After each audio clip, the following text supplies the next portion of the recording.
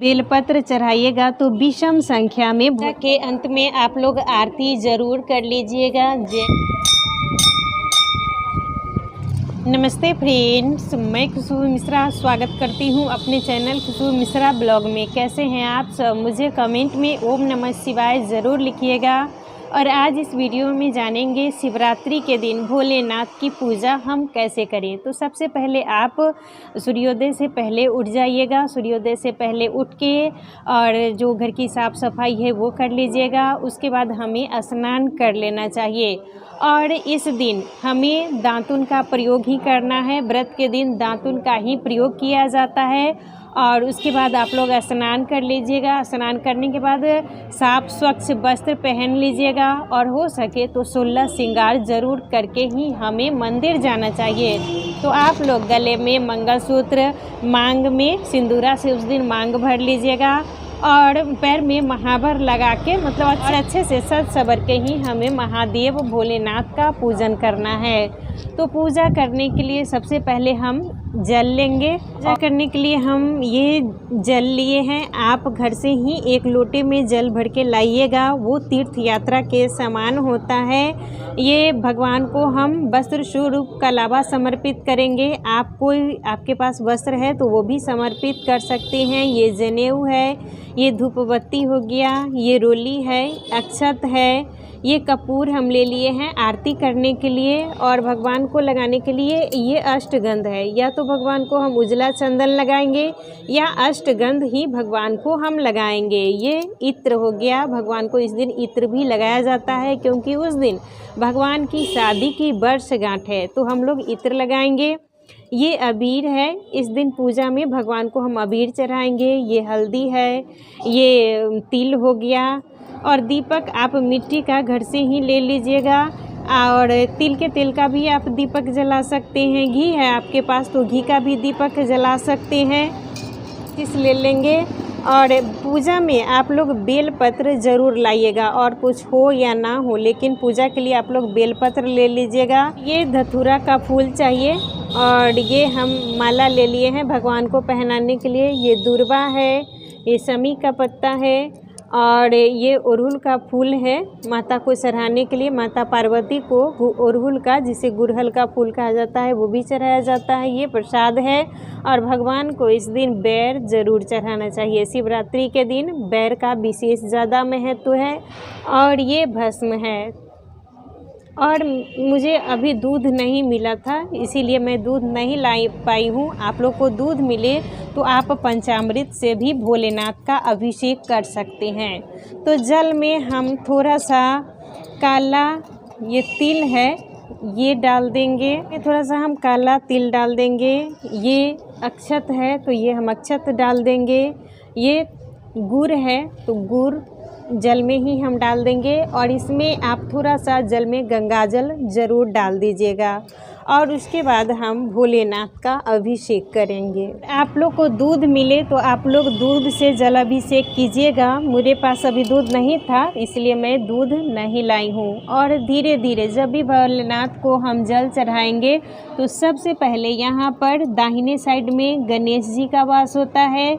उनके बाएं साइड में यहाँ पर कार्तिकेय जी का वास होता है। बीच में अशोक सुंदरी का और कटी भाग में माता पार्वती का। और उसके बाद हम भोलेनाथ का अभिषेक करेंगे। और जल धीरे धीरे गिराइएगा और मंत्र उच्चारण के साथ ओम नमः शिवाय, ओम नमः शिवाय, ओम नमः शिवाय, ओम नमः शिवाय मंत्र उच्चारण के साथ ही हमें भोलेनाथ का पूजन करना है।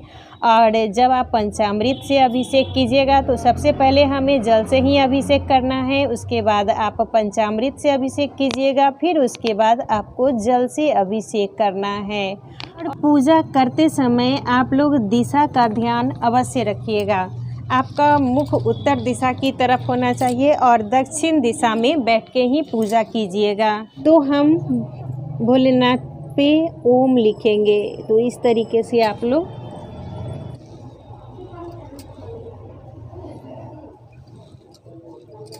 और यहाँ पर हम त्रिपुंड बनाएंगे। तो इस तरीके से आप अष्टगंध से या उजला चंदन से भी भगवान को ये त्रिपुंड आप लोग बना दीजिएगा। उसके बाद हम यहाँ पर भगवान को रोली से तिलक करेंगे। वैसे शिवरात्रि के दिन सब कुछ हम भगवान को चढ़ा सकते हैं, हल्दी, रोली, सिंदूर, लेकिन प्रतिदिन की पूजा में हमें ये सब सामग्री नहीं चढ़ानी चाहिए। ये हम भोलेनाथ के लिए माला लाए हैं, तो इनको हम माला पहना देंगे। के पास अगर कोई वस्त्र है तो भगवान के लिए वस्त्र भी ले सकते हैं, नहीं तो हम वस्त्र स्वरूप कलावा भगवान को समर्पित करेंगे। तो यहाँ पर हम भगवान को कलावा समर्पित कर दिए हैं। जब भी आप भगवान को बेलपत्र चढ़ाइएगा तो बेलपत्र का जो ये चिकना वाला भाग है वही भगवान के ऊपर चढ़ाया जाता है। तो आप बेलपत्र में इस तरीके से टीका करके भी भगवान को चढ़ा सकते हैं। ओम नमः शिवाय, ओम नमः शिवाय, ओम नमः शिवाय। और जब भी आप बेलपत्र चढ़ाइएगा तो विषम संख्या में भोलेनाथ को चढ़ाना है। 3, 5, 7, 11, 21 इसी मात्रा में आप लोग बेलपत्र चढ़ाइएगा। और ये धतूरा का फूल है, तो भगवान को धतूरा का फूल बहुत ज़्यादा ही प्रिय है, तो आप लोग धतूरा का फूल ज़रूर चढ़ाइएगा। धतूरा का फल मिले तो वो भी भगवान को ज़रूर चढ़ाना चाहिए। और अकौन का फूल भी भोलेनाथ को चढ़ाया जाता है। मुझे नहीं मिला है इसलिए मैं नहीं चढ़ाई हूँ। ये है समी का पत्ता, तो भोलेनाथ को हम समी का पत्ता चढ़ाएंगे। और मंत्र उच्चारण आप लोग ज़रूर करते रहिएगा। ओम नमः शिवाय, ओम नमः शिवाय, ओम नमः शिवाय। ये भांग है, तो भांग भी हम भोलेनाथ को चढ़ाएंगे। और ये सब चढ़ाने से भगवान को शीतलता मिलती है। ये काला तिल है, तो प्रभु को हम काला तिल भगवान को चढ़ाएंगे। ये अक्षत है, तो ये भी हम भगवान को चढ़ा देंगे। और अबीर, उस दिन आप लोग भोलेनाथ को अबीर ज़रूर चढ़ाइएगा। अबीर से भगवान को टीका भी लगा सकते हैं और इस तरीके से भी चढ़ा सकते हैं। जनेऊ है, तो भगवान को हम जनेऊ समर्पित करेंगे। और भगवान को हम ये प्रसाद चढ़ाएंगे। तो भगवान को इस दिन आप लोग भोलेनाथ को बेर अवश्य चढ़ाइएगा। और जब भी प्रसाद चढ़ाइएगा तो इस तरीके से हमें यहाँ पर रख देना है। कभी भी जलाधारी में हमें प्रसाद को नहीं रखना चाहिए।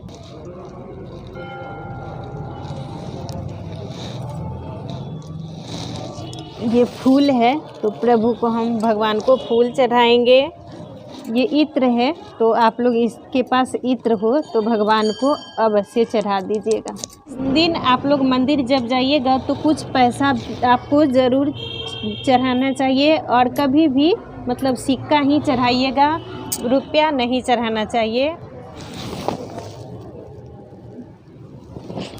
और भोलेनाथ का पूजन करने के बाद हमें नंदी का भी पूजन अवश्य करना चाहिए। तो नंदी को भी हम जल चढ़ाएंगे, इन्हें तिलक लगाएंगे। तो नंदी को भी हमें अच्छे से पूजन करना है, क्योंकि भोलेनाथ के प्रिय नंदी ही हैं। तो नंदी को हम अक्षत चढ़ाएंगे। ये फूल है, तो नंदी के ऊपर हम ये फूल समर्पित करेंगे।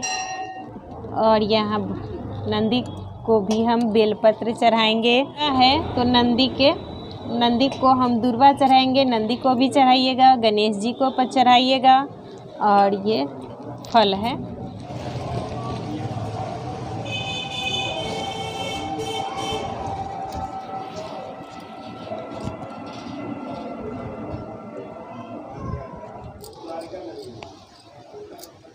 और ये भस्म है, तो भोलेनाथ को भस्म भी आप इस दिन ज़रूर चढ़ाएं। भोलेनाथ को भस्म बहुत ज़्यादा ही प्रिय है, तो आप लोग इस दिन ज़रूर चढ़ाइएगा। उसके बाद अब हम आरती करेंगे।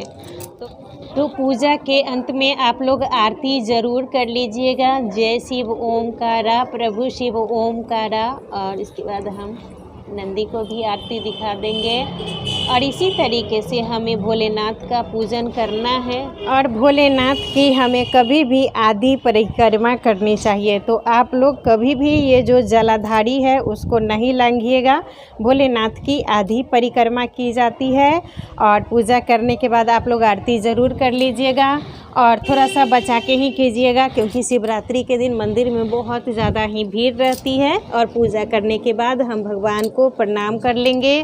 और इस मंदिर में माता पार्वती का फ़ोटो नहीं है, तो अगर आपको ऐसा मंदिर मिले जहाँ पर माता पार्वती का फ़ोटो नहीं है, मूर्ति नहीं है, तो आप अपने घर में भी माता पार्वती को श्रृंगार की सामग्री चढ़ा के और चूड़ी, सिंदूर, बिंदिल ये सब चढ़ा के आप अपना उपयोग कर सकते हैं।